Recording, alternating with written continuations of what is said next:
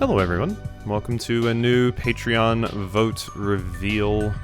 Going to go ahead and hop into this one pretty quickly because I'm a little bit late getting this up today. It shouldn't get up too late, but still. So, we have 5 options today.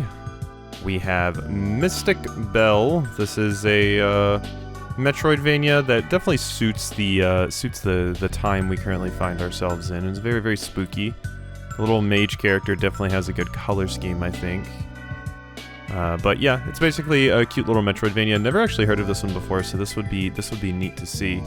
And I like the idea of getting to play as a little witch is fun. And I see that little Metroidvania map up there, which makes me quite happy. And then our next option is Thumper. This is you're a space beetle and have to brave a hellish void and confront a maniacal giant head from the future. Also a rhythm game. I guess the giant head is like Andross. I'm sure Nintendo allowed Drool to put that in the game. And then our next option is Zero Escape, the Nonary games. This is like a collection, but I'd be playing the first game in the collection, which is 999. 9 people, persons, doors. I forget the full title. It's down here somewhere. But yeah, this is I've heard a lot about this game. It's basically I've been in a Discord for a YouTuber for quite a while, and their playthrough of this is well known because I believe they didn't like it, and that's like my main experience with it. I never watched that playthrough, but I kind of got a lot of osmosis through like being in that community for a long time, so it would be interesting to experience this myself because I've only ever experienced it from people in there talking about it. So luckily I haven't picked up on like any spoilers or something, although I really recognize this character, Fee, because I knew someone that had this as their profile picture for quite a while. But yeah, so that's that option. And then we have 2 that aren't on Steam, Terrarium++ again, and Fire Emblem 3 Houses, which was interesting to see because especially now that the new Fire Emblem has been announced, and that like weird mobile game that got announced. I've never actually played 3 Houses. I haven't touched it. I know nothing about it. I haven't even seen like a little bit of a playthrough or anything like that. I think the last Fire Emblem game I played was Awakening.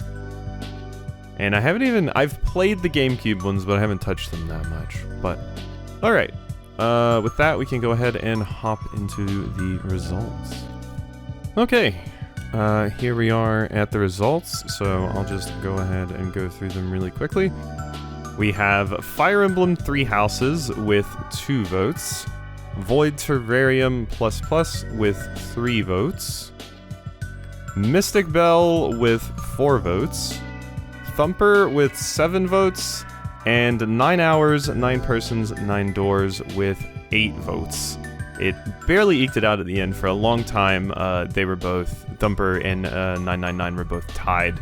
And then basically once I gave the 24-hour notification, we had 2 more people vote, I believe. So I think at one point it was... maybe I'm getting it confused, because I know they were tied at some point, but I must be getting the vote counts wrong.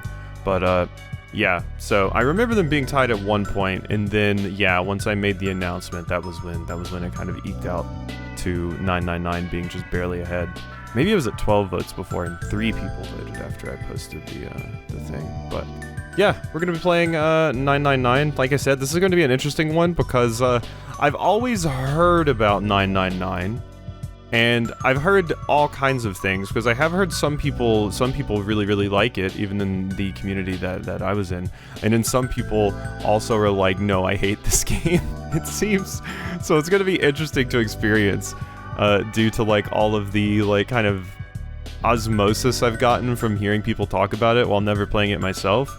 Like I said, I haven't really played a lot of visual novels or anything like that, and this is, like, it is an escape room game, but I think it is still mainly a visual novel, as far as I understand, and the closest thing I've experienced is Danganronpa, and I've only ever watched that, to be fair.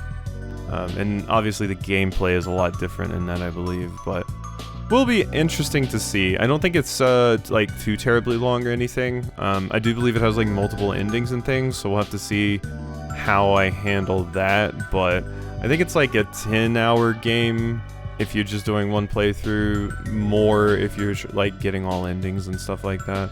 So it won't be a crazy long one, probably about as long as Iconoclasts, if I'm going to be honest. So we'll probably be having another one of these fairly quickly, so hope you enjoyed, and I'll see you tomorrow for 999.